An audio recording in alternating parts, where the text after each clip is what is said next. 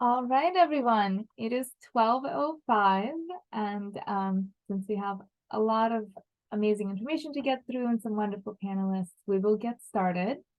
My name is Galina Varchena. I'm the Policy Director for Birth and Color RVA, and welcome to our webinar around infertility, fertility preservation, and reproductive justice. We have three amazing panelists, and I will let them each introduce themselves, and then I'll pass the mic on to Kenda Sutton-El, our Executive Director, to give a little bit of level setting before we get into questions. If you have any questions during this webinar, please feel free to drop them in the chat. They'll go to the panelists, and if we have time, we will attempt to address those. Again, thank you for joining, and I'll pass it along to Representative Jillian Gilchrest first to let us know who she is. Great. Good morning, everyone. Thank you so much for having me today. My name is Jillian Gilchrest. I'm a state representative in Connecticut, and I chair our Human Services Committee. I'm also co-chair of the Reproductive Rights Caucus, and I chair our endometriosis working group. I'm in my third term of a 2-year term, and very much looking forward to today's conversation. And now on to Karla Torres. Hi, everyone.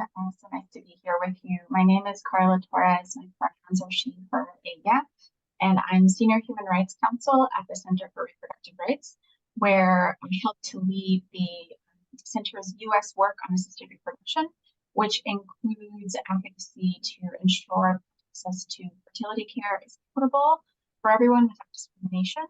And I'm very excited to be here with you to make link the issue of infertility and access to care to the broader reproductive justice movement and human rights more generally, and to learn from Kenda and Representative Jillian Gilchrest. Thanks. And now on to Kenda Sutton-El to give her intro and a little bit of level setting. Hi, everybody. I am Kenda Sutton-El. I am the Executive Director for Birth and Color. And so a little bit of level setting, what we're going to do is we're going to start with defining what is reproductive justice. And it is the belief that every person has the right, it is a human right to decide when to have children, when not to have children, about safe parenting, sustainable communities, and bodily autonomy. And so we definitely want to make sure that we're uplifting that framework to make sure that people know it's like really your choice. It is a human right. And even as reproductive justice becomes a buzzword for all the feminist organizations, politicians, and those who seek to use the framework further for their political ambitions, one domain remains frequently overlooked, and that is the right to have a child. Specifically, we referring to the rights and the ability to access infertility treatments and services. So when you think about it in that context, Black, Indigenous, and people of color, those living on low incomes and other historically marginalized communities often experience desperate access to infertility evaluation, treatment, and care. And when you look at those rates, Black women have the highest infertility rate. And so when we're talking about being able to afford infertility treatments, it is really unaffordable, even for people who actually are above the middle class. And so this is a common complaint on like what can actually truly be done to offset some of the cost. We recognize that in Virginia, there have been efforts in the past to introduce legislation to cover fertility preservation and IVF, and those efforts have failed and stalled out. However, this is a conversation worth continuing to have, and we're going to continue to push for. We are grateful this year to be working with Senator Boysko, among others, on 2 bills to allow Medicaid funding to be used for fertility preservation in certain circumstances, including cancer diagnosis, with treatments poses of serious fertility risk, as well as to tell private health insurance to cover the same for the same population. When we look at Utah's Medicaid and Illinois's private coverage as models for this approach, our goal is to introduce these bills and to start a conversation at the General Assembly and in Virginia more broadly around reproductive justice and fertility. These bills are initially intentional, narrow, so to start the conversation, to introduce members to the topics and start values-driven discussion around how we actually view and cannot get pregnant in Virginia. And I'm going to pass it over to you, Galina. All right, wonderful. So to start with, I'm going to turn back to you. Kenda, why is fertility preservation and treatment like IVF such a central part of reproductive justice work that needs to be uplifted?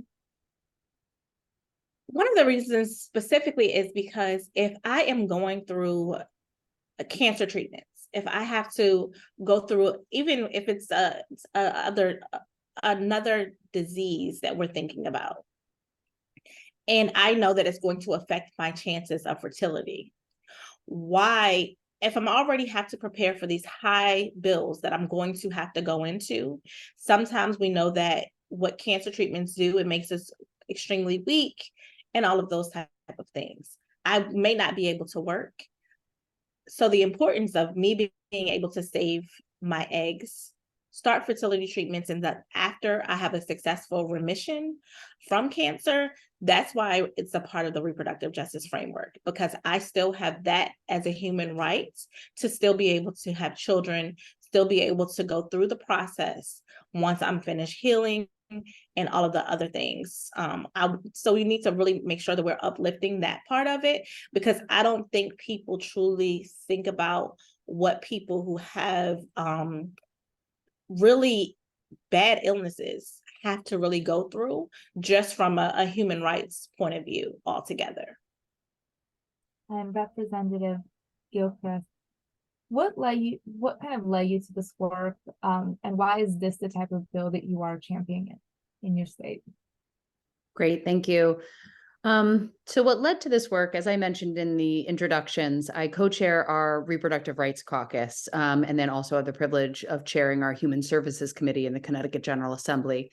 And so, as Kenda was explaining with the reproductive justice framework, we in Connecticut didn't want to just use that language without actually doing the work. And so we had a training session and really spoke to our members of the caucus about what reproductive justice means. And so from that lens of ensuring that all people can parent if they want to, that's where we come at this issue.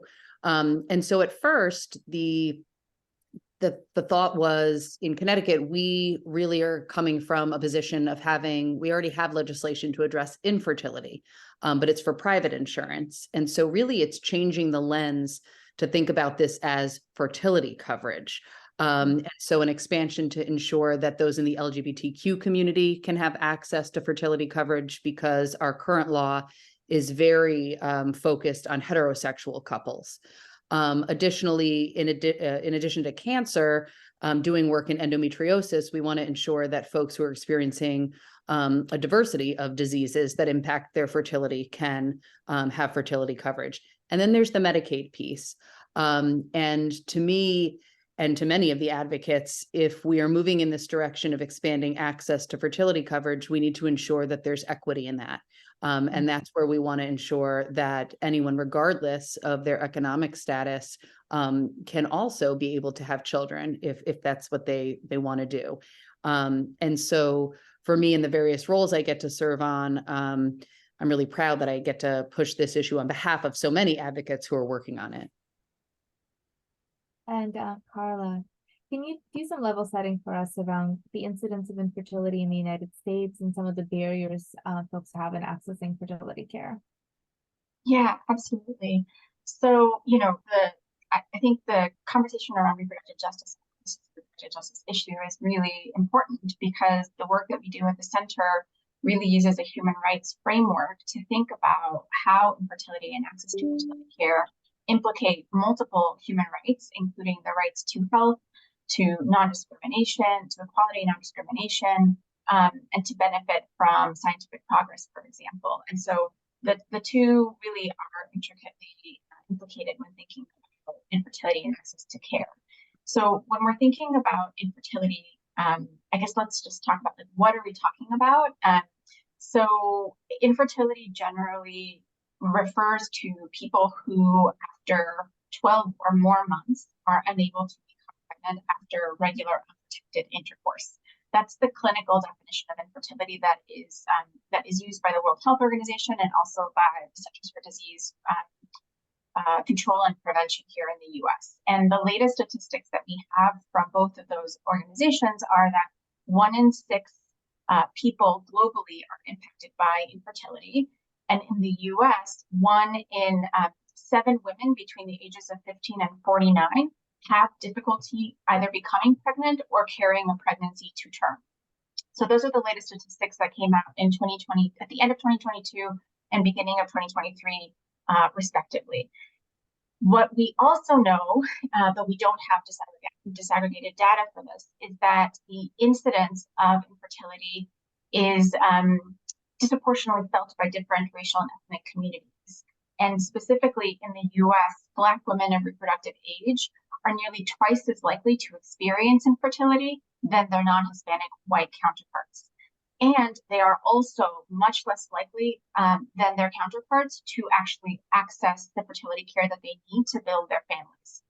So the disparities that we're seeing in incidence of infertility and access to care, and also in outcomes of actually receiving care for Black women in the US, we also see those in other areas of healthcare in the US, including, for example, maternal healthcare in the US. In terms of what are the barriers to care that we've noted, one of them, as Kenda and Representative Gilchrest have already identified, is a lack of insurance coverage. So there are 14 states in the US that provide IVF insurance coverage. The trend is for states that already have a mandate on providing coverage for fertility care, specifically for IVF, to update their mandates to make them more inclusive, for example, as Representative Gilchrest is working to do in Connecticut, or for states that don't have any mandates to actually establish a mandate that would cover fertility care, and that could be just IVF, or it could extend also to fertility preservation. And one piece that I want to pick up on that Kenda mentioned around fertility preservation is that, and that Representative Gilchrest also mentioned, is that we're also looking to fertility preservation for people who are undergoing transgender healthcare, for example, so that the way in which the eligibility for coverage to kick in is outlined in a piece of legislation, and then the way that it actually gets translated into practice is not exclusive of people who are receiving transgender healthcare, for example. We're also doing that with regards to, just a step back. So one of the barriers is lack of insurance coverage. The other barrier is the high out-of-pocket costs for fertility care. So if you don't have insurance coverage, and generally when we talk about mandates, we're talking about private, like employer-based insurance coverage. We're not seeing yet the push for the Medicaid piece, which is what Representative Gilchrest is working for in Connecticut, and Kenda and Birth and Color are working for in Virginia with regards to fertility preservation. And that is a really key piece, because when we're talking about equitable access to care, we need to talk about making sure that everyone, regardless of insurance coverage or income, is able to access this care. And in particular, people who are disproportionately impacted by infertility to have access to this important care to build and grow their families. So the high out-of-pocket cost is a really big barrier. A single cycle of IVF in the US can cost upwards of $20,000, and often multiple cycles are needed in order to achieve a live birth. So it's really important that we close that gap. The other piece is around discriminatory provisions in existing mandates that, for example, require that a couple, or essentially presume that the couple who is trying to access fertility care is cisgender and is in a heterosexual partnership, right? So that's not the case for a lot of us. Some of us are single and trying to parent, some of us are in same-sex partnerships and trying to parent. And so we are shut out of access to this important coverage, without which we may not have the disposable income or income at all to access the fertility care that we need. So the piece around making the language inclusive is really important. And that's, again, where the human rights framework around non-discrimination really comes in for the center and for a lot of our partners who are LGBTQ state and national organizations. And then Another piece worth mentioning, I think, is healthcare providers in and of themselves can also act as gatekeepers, and there are harmful stereotypes about who can and should be able to parent. And so even at the clinical level, we're seeing instances of people with disabilities being turned away, or people whose BMI is really high, which in and of itself is not an indicator of a person's health or their ability to become pregnant and carry to term and be a parent. And we're also, just aware of the role that state laws, insurer policies, and then providers, sort of like at the clinical level, all play in making sure that patients, people who need access to fertility care, whether they have infertility, like a clinical diagnosis of infertility, or whether they just need the care to build or grow their families, have access to that care. Thanks. Wonderful. Thank you. Thank you so much for that overview. And going back to Kenda, I know we as Birth and Color have infertility and fetal and infant loss support groups, and you talk a lot to our community members around these issues. What are some additional obstacles that Black and Brown individuals face regarding fertility, and what has been the feedback from our community around this issue? Like, what do folks hear about? So one of the things, a couple of the things they always say is like, and we know what the data and statistics say around this, where like Karla had mentioned,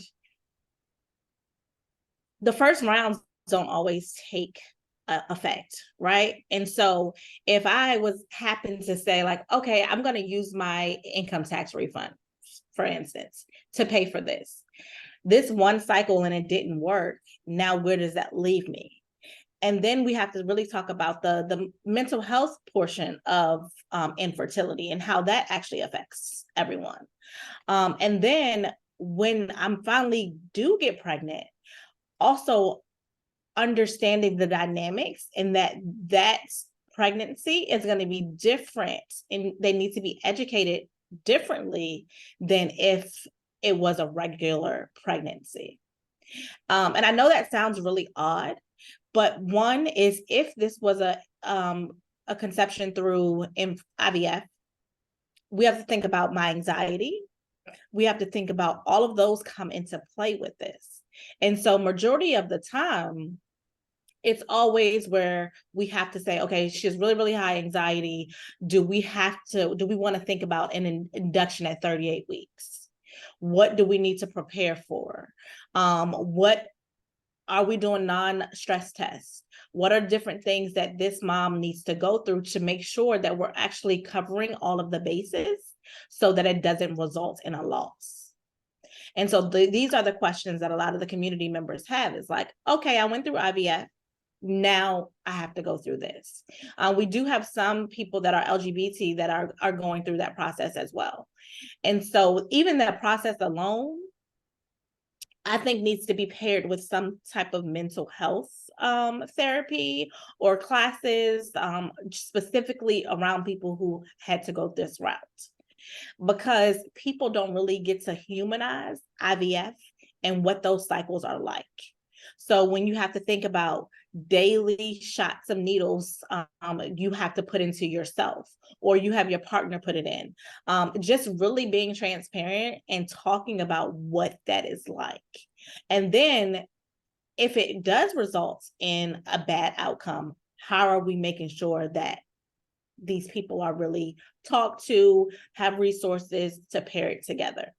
And so that's where we come in, and we try to have as many support groups, and we try to make it not so silent, because this is a silent topic that people aren't really talking about. Even when you think about RJ, when you think about reproductive health, no one really talks about infertility because it's it needs to be a safe space, right? But also when we think about creating all these safe spaces, it's great for the clients, but us as advocates and people who do this work have to be able to talk about it and be comfortable with talking about it out in the public, so that we're raising awareness to this. Because so many people tell me all the time, like, I didn't even know infertility was an issue. I didn't know that it was as high as it is. I didn't know that you have to try to figure out did the eggs take, like all of these different types of things that people don't really understand how it works, why I can't have children, why I can't conceive in a natural space, right? So when you think about it from that context, we still have to make sure that these people who are experiencing infertility feel comfortable with knowing that they are enough and they are just fine. This is just something that they have to go through. Just like when we educate about all birth is different, all ways of conception is really different. And people don't really understand how to make a baby when you're planning for it, right? People mainly get pregnant unexpectedly. And they're like, oh, I'm just fertile. But the moment that person says like, oh, I want to get pregnant in March. This is what I want to do. I'm having sex and like all of the things. It's like, well, I'm not pregnant yet. And it's because people really don't know that you have certain days out of the month that you can get pregnant. Like this is a whole system. It's a whole science to it. And so I think that education still also needs to start in like college and high school to like just educate children on this part of it too, because those painful cycles that people have, there's a reason for those painful cycles. So if we were to catch some of that stuff early and not just suppress it with birth control, because that's what clinical providers love to say, oh, just get on birth control and then it'll regulate your cycle and then you won't be in pain. But we need to figure out what is the root cause of this pain. Why am I experiencing this? Because 9 times out of 10, those same people who experience those cycles, when it's time for them to conceive, they have trouble. And so instead of like keeping up and patching everything, at some point we have to really talk about it and raise awareness to it so that we can have effective protocols on what we're actually designing and what we're going to do. And speaking of kind of being silent and preconceptions, Representative Gilchrest, what were some of the arguments that are being made against your legislation? Who's presenting these arguments, and what do you think are their motivations in putting forth some of those arguments? Sure. So last year was our first year introducing the bill. We're coming back again this next session. But not surprisingly, probably to folks, some of the arguments made against were directed at the LGBTQ community. Now, interestingly, in Connecticut, the anti-LGBTQ sentiment was kind of behind the scenes. So it wasn't really said publicly. That said, anti-trans was. So there is many who I consider anti-choice. It feels like there's been a shift and they're very focused on anti-trans. And so once folks would ask or realize that, yes, what we're talking about, a trans individual would be able to access fertility coverage, there was big pushback on that particular component of those in the LGBTQ community. Most shocking to me, maybe there's my naivety and my optimism, was the opposition to low-income women having access to fertility coverage. And there were many of the long-held stereotypes that we have in this country. And so I was told right to my face that the woman who has 7 children should not be able to have another child, which, as we all know, that's not even a thing, but if someone has 7 children, they don't need fertility coverage. But there was just this also told to me, we're going to then have to pay for these kids, just very anti individuals receiving Medicaid. We didn't even get to the single woman piece. So I don't know if there will be arguments against that, because I never even really got to have that piece of the conversation. So I've been preparing the advocates who are working on it. We need to be prepared to have that conversation and try to set ourselves up with folks who have decided to go that route so that we can be prepared for that potential opposition. The arguments, what was their motivation? Again, with the anti-trans, it really was coming from this parental rights, that new wave of folks who are just really pushing an anti-trans agenda, kind of glommed on to this legislation and demonized that community. And in Connecticut, with the anti-Medicaid, anti-individuals on Medicaid having this fertility coverage, I am sad to say that it was my fellow Democrats. I didn't even get to have the opportunity to argue that with the Republicans in the state, because moderate Democrats were completely against this. And I actually had a colleague offer me an amendment to incentivize low-income women to adopt. And that was a very harsh moment in the legislative session. We were behind closed doors when this occurred, but I told her, we were fundamentally in different places, and I'm not in the business of telling people how to have children. So it was just, I couldn't even grasp where she was coming from. So what we're going to try and do is really build out like who is on Medicaid, what are the different jobs in our state, and what's that income start at, and so who are we actually talking about, and again, this framework of human rights and equity, and who are we to tell people how and when they can have children. The other thing I'd flag for folks, if as you go in this direction, another kind of quiet opposition, and the example people have given me when I describe this is when we're debating student loan forgiveness, or in our state, we were working on paid family and medical leave, and you hear people say, well, I had to save all my sick days for my time off, or I had to pay back my college student loans. There seems to be a similar sentiment, like I had to, use my savings to pay for fertility coverage, and especially if it didn't work. I think, I don't even know if people are registering kind of that trauma and pain that they're like putting out there. But it seems there is this barrier, like, why are they going to get something for free that I had to pay for? And so just to be mindful, I think that also is one lens that's coming through. I love the notion that low-income women somehow will find it easier to afford to go through the adoption process than the IVF process, as someone who's, thinking very seriously about all of those various, including adoption with my husband, doing that research. It's that's fascinatingly uneducated counter.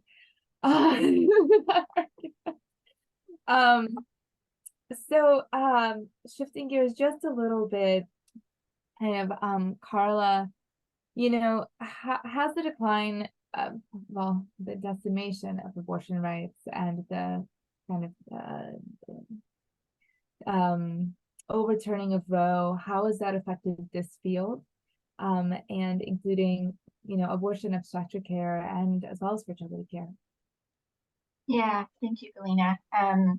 So, just to do a little bit of level setting, Roe was a Supreme Court decision that had held since 1973 that the Constitution guarantees that the decision whether to continue or terminate a pregnancy belongs to each individual and not to the state.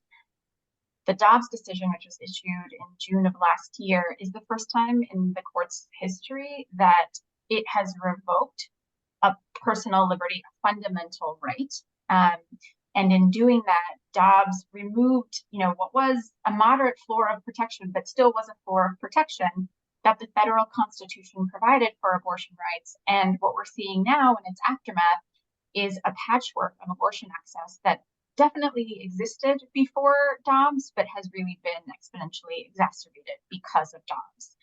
Today, abortion is banned in 14 states and severely restricted in about a dozen others. And what this means is that dozens of abortion clinics across the country have had to close, forcing people who have the means to do this to travel to another state where abortion has been legally protected or remains legally protected in order to access essential health care. And this, I think is most pronounced in the southeast region of the US, where there is just a swath of the country that bans abortion and forces people to either have to travel if they have the means or to carry a pregnancy that they don't want to carry. And then what this is also translating to is maternity or prenatal health care providers, OBGYNs, are leaving states that have banned abortion because criminalizing the provision of abortion care has made it too risky or unworkable or unsustainable and unsafe for them to continue providing a range of pregnancy care. So what we're seeing in some states is that prenatal care is being pushed until after the first trimester ends because of the risk of during that first trimester miscarrying and then there being an inference or an investigation into whether there was an attempt to abort or whether there was an abortion provided. So, you know, Dobbs definitely strikes at the heart of a right to abortion, but it also strikes the heart of reproductive and bodily autonomy more broadly. And of course, fertility care sits right, is part and parcel of reproductive autonomy and reproductive rights, or reproductive freedom, I should say. And there are concerns, really valid concerns, that anti-abortion lawmakers are not just going to stop at access to abortion. They're going to target healthcare information, goods, and services, including fertility care and contraception. We're seeing a litigation play out in the FDA's approval of mifepristone for people who self-manage their abortion. So it's the writing is on the wall around what anti-abortion lawmakers and advocates are really targeting, and that is our reproductive freedom and autonomy. So one way in which in the fertility care space we are starting to see this and may see this in the future is around so-called embryo personhood bills, where legislators are trying to grant legal rights to embryos, and including IVF embryos that exist in a lab or have been cryopreserved. And what this would mean is that,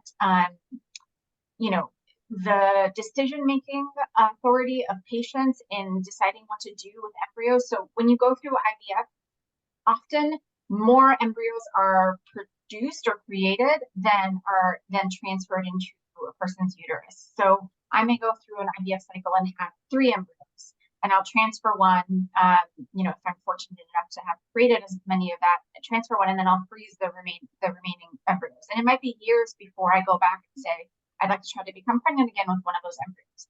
Well, what happens in a state where there's an embryo personhood law that has been enacted that says the destruction of embryos constitutes manslaughter, for example? It means that I, as the person who provided my genetic material to breed those embryos, no longer have the ability to say, I would like these remaining embryos discarded, for example, or donated to science for scientific research. It also means that if I were a fertility care provider, it means that if I go to thaw one of these embryos potentially, and it doesn't thaw, appropriately, or something happens in or like genetic testing of the embryo, or I transfer the embryo into a uterus and it doesn't implant, does that then constitute a destruction of a human life under these laws? So I think it would definitely impact the decision making of the people who have created those embryos. It would impact the security and standard of care that fertility healthcare providers are able to provide their patients, and also just go absolutely against international, regional, domestic human rights law around when rights adhere, and they adhere after birth and not before. So I think those are some of the concerns that we're seeing in the fertility field. And then related to one of the barriers that I identified earlier on around cost, if providers are only fertilizing a single egg per cycle, as opposed to fertilizing as many eggs as possible to try and get as many embryos as possible to try and give someone a better chance of actually becoming pregnant, then what does that mean in terms of the costs to the patients, particularly if they don't have insurance coverage? Because all of these pieces add up in terms of out-of-pocket costs, and also in terms of insurance coverage. What does it mean if providers have to alter the way in which they are providing care, which currently is evidence-based and is effective? If under these, for example, the embryo personhood laws, they have to change the way in which they provide care to patients, the cost of that, and not just mental sort of and physical costs to everyone involved, but also the economic costs to patients would be prohibitively expensive for a lot of people. And if I may, I just wanted to add on to what Kenda said around the mental health piece. infertility is so highly stigmatized. You know, we don't talk about it in our communities because the societal expectation is that women in particular are meant to be, you know, innately able to become pregnant and to be nurturing mothers and, you know, in their families and communities. And when someone decides not to have children or struggles to have children, the stigma of that is really burdensome and can lead to a lot of like self-isolation, but also to you know, isolation in society or in partnerships, lead to intimate partner violence. You know, there's the whole piece around mental health on people who struggle with becoming or remaining pregnant, either self-imposed or from society or our families and communities, is really important to highlight here. Kind of turning back to Kenda, but now that we have about 20 minutes left, but what is your ideal scenario for birthing individuals and IVF and fertility preservation in Virginia? Like, what is the North Star for the Commonwealth as you see it? So I'm gonna give like what I think the scenario is going to be. It might be a little different based upon people's opinions. But I'm so thankful that Karla actually went through that whole dynamic, because people aren't really paying attention to the whole fact about the embryos and what that is really going to look like. And I think that piece has been left out of a lot of conversations when talking about what this dynamic is going to actually really look like. And even when it comes to Roe versus Wade and that being overturned, which I truly don't understand how these people don't want to fight against abortion so bad, but don't want to help when it comes to infertility. For the life of me, I wish I could just get inside their brain and like fix a couple of little pieces, because it's really not making sense on like which side are y'all actually on, or are you just doing stuff just to be doing stuff? And so the ideal scenario for birthing individuals, when it comes to IVF and fertility preservation in Virginia, I think it's more about components to the ideal scenario, and that would be accessible, inclusive care, a healthcare system that ensures accessibility to a wide range of fertility treatments, including IVF, fertility preservation, irrespective of social economic status, ethnicity, or backgrounds. Inclusivity in care acknowledges and addresses the diverse needs and experience of each individual uniquely, based upon the individual by itself, and not like, oh, this is what everybody is going to need, because all of our bodies are really, really different. Affordability and insurance coverage, affordability for fertility treatments and robust insurance coverage for IVF and fertility preservation will reduce financial barriers and ensuring that individuals can pursue these options without facing undue financial burdens. Education and awareness, comprehensive education and awareness programs that provide information about fertility options, family planning, reproductive health. This includes raising awareness about the availability and the benefits of IVF and family and infertility preservation, because a lot of people don't understand that until they're forced to go through it. And so if we're educating the entire time, it's not such a shocker to people that they have to go this route. Legal protections. Legal protections for individuals undergoing fertility treatments include clear regulations and guidelines for assisted reproductive technologies, surrogacies, egg, sperm donation, and this legal framework should prioritize the rights and well-being of all parties involved. Emotional support services. Integrated emotional and psychological support services for individuals and couples navigating fertility treatments. Fertility journeys can be emotionally challenging, and have access to counseling and support group is essential. Research and innovation. A commitment to ongoing research and innovation in reproductive medicine to continually improve effectiveness, safety, and accessibility for fertility treatments. This includes staying abreast of advancements in assisted reproductive technologies. We know that a lot of times we put money in other places, but not a lot of times where money goes into infertility.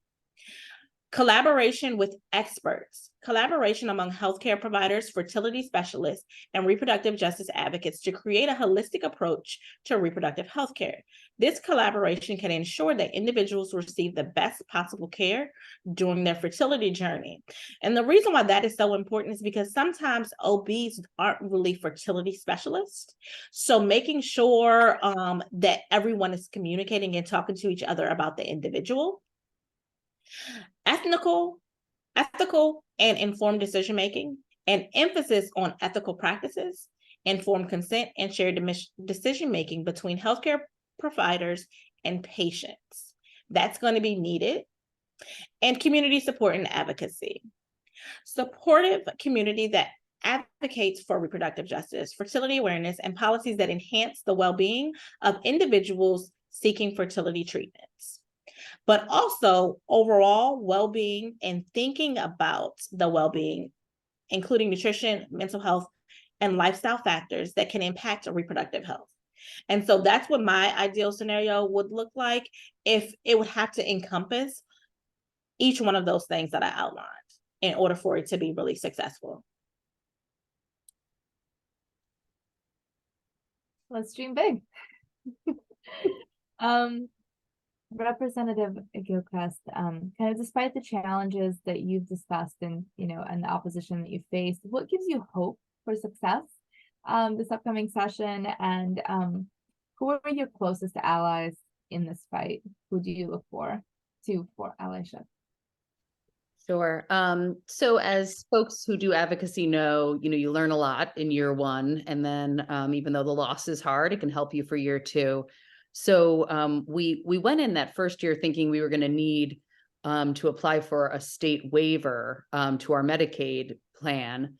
But what we found out since is that actually the family planning waiver that we already have in our state would cover fertility care. So CMS, the Centers for Medicare and Medicaid, had put out a clarification. I could share that with anyone who wants it, that states can include fertility. And so why that's positive is that's a 90-10 reimbursement. So for every dollar the state puts in, you get $9 back. So I'm hopeful that that argument could be potentially helpful.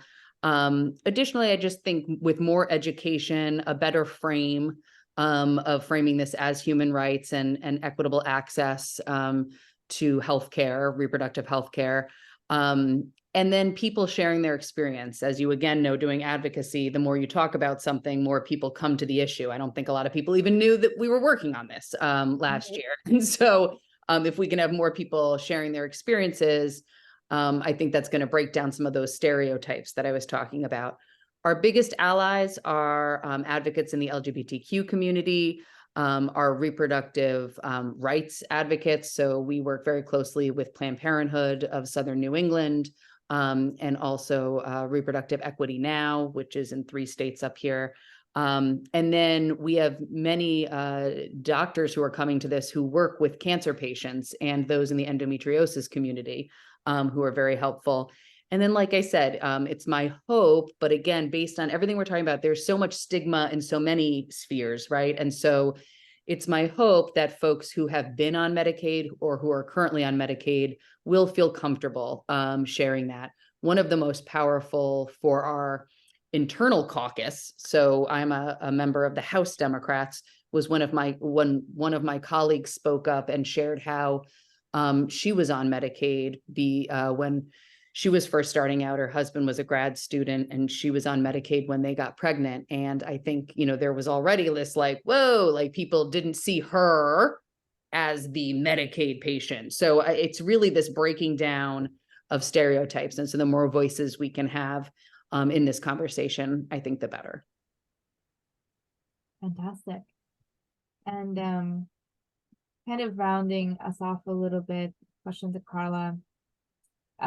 Going back to kind of why this is part of reproductive rights, but one of the question is, why is it so often overlooked, especially and I work in this area by feminist organizations, by repro rights organizations. Why is this piece has this piece so often been left out?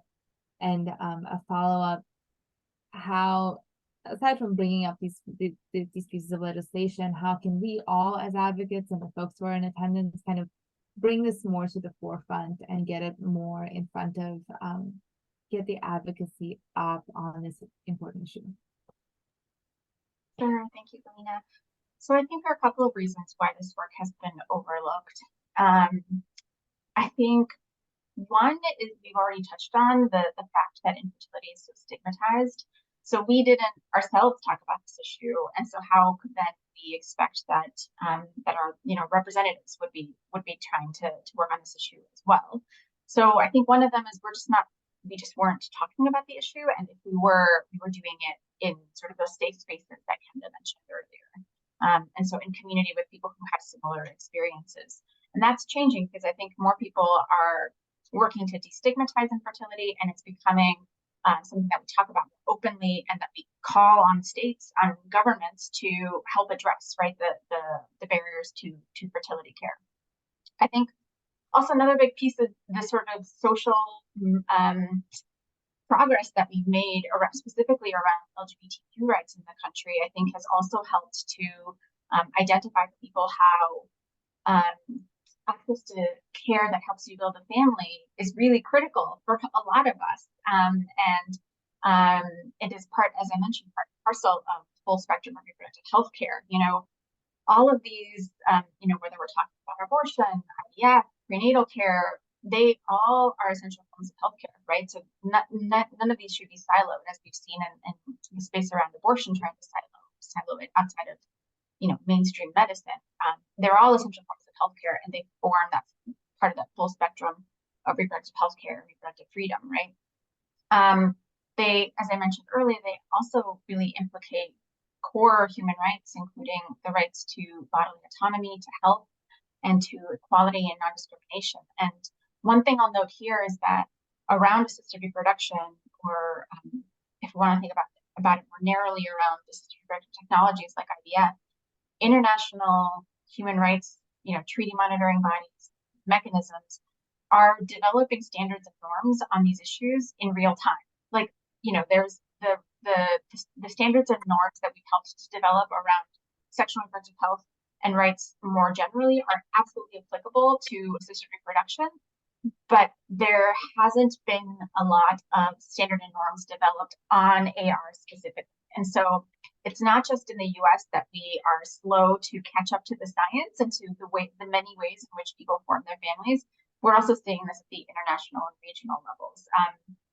But that means that we as advocates get to play a role in how those conversations are shaped, and how that that understanding of infertility and access to care is developed and is sort of established in international, regional, domestic, local levels. So in terms of what we all can do, I think one of the things is just talk about infertility and talk about the care that we need to build and grow our families, including, as Kenda mentioned, comprehensive sexual health education, like just understanding our bodies, understanding our fertility cycles, as opposed to, in my family, I was told, like, you have sex once and you are pregnant, and that is the end of your life. Like, you do not want to have sex until you are married. And then I'm in a same-sex partnership, and that's just not how it works for me, right? So, and that's not how it works for a lot of people who are in different sex couples, right? They try and they struggle to become pregnant, or they become pregnant and have a child, and they try to have a second child, and then that secondary infertility is really difficult, and they struggle to have a second child. So I think just demystifying fertility and infertility and destigmatizing it is really important. So that's one piece. I think also calling on your representatives, like Representative Gilchrest and others in your state, to highlight this issue and highlight the barriers to care that people are, this is a personal experience for a lot of us. Like, just sharing your experience with your representatives, I think can be really powerful. And I know from experience that in testimony in support of these kinds of bills, people who have lived experiences around infertility and not being able to access the care that they need is what actually carries the day. That is what is most impactful to people in the room. So those are a couple of things. And then the last thing that I'll mention is, Representative Gilchrest, you touched on this, but this is really a cross-movement issue. Like the center works with family law advocates, because when we're talking about access to fertility care, we also need to talk about what happens when families are created via assisted reproduction. How do we protect the legal security of parents to their children born through assisted reproduction, in particular where one of the parents or both of the parents are not biologically related to the child? Because our parentage laws are super antiquated, and they again presume that it's a different sex couple who both contributed, via sex, their genetic material to have this child. That's just not the reality for a lot of us. We work with LGBTQ organizations. We also work with reproductive justice organizations, reproductive health organizations. So just thinking about how can you make as big a tent as possible and bring in as many people as possible who all in their personal lives may have experience in fertility or may need access to fertility care to build their families, in doing the advocacy and bringing this to the attention of legislators in their state. And I see that there was one question in the chat for Karla, and I see that you have in fact responded to the question. So I'll just let that be there. If anybody else has any questions, now's the time to put them in the chat. But some closing thoughts. This year we are pushing for a more limited bill, right? Partly to just start that conversation in Virginia, to start having that discussion, recognizing that Virginia is not Connecticut and it's not New York, and we have a different legislature where we have very narrow margins. But we are hopeful that that conversation can open the door, and we can really continue having these conversations for years to come and really make a difference over time. So everyone who are attending knows we are having our Legislative Advocacy Day on the 24th of January. There will be a save the date coming soon. And Senator Boisseau is carrying these two companion bills. We have no illusions and first year passage, right? That this is going to be a start of the conversation, and hopefully we can get some support hopefully from both parties, but we'll see. As Kenda mentioned, sometimes I'm surprised at the opposition from the other side on some of these things. We have a very robust legislative agenda this session on a variety of issues, but really uplifting reproductive justice as a framework through which we are doing our work, and really trying to lift that up for the legislature and putting that front and center, and really talking about maternal health disparities, access to healthcare disparities, those sorts of things. So if you're interested, please sign up on our website for our lists, and we will be sure that you will be kept abreast of everything that's going on during session. Thank you again so much for all of the panelists. I really appreciate you. We'll be probably calling on all of you for advice and help as we move on through through these efforts in Virginia. And yeah, thanks so much. I know if anybody else has any final words, but thank you for taking the time on this, for me, a rainy afternoon to have this conversation. Thank you. Yes, thank you for having the conversation and inviting us to participate. Thank you all. We appreciate you. Wonderful. Well, I will give folks their 2 minutes back. So much.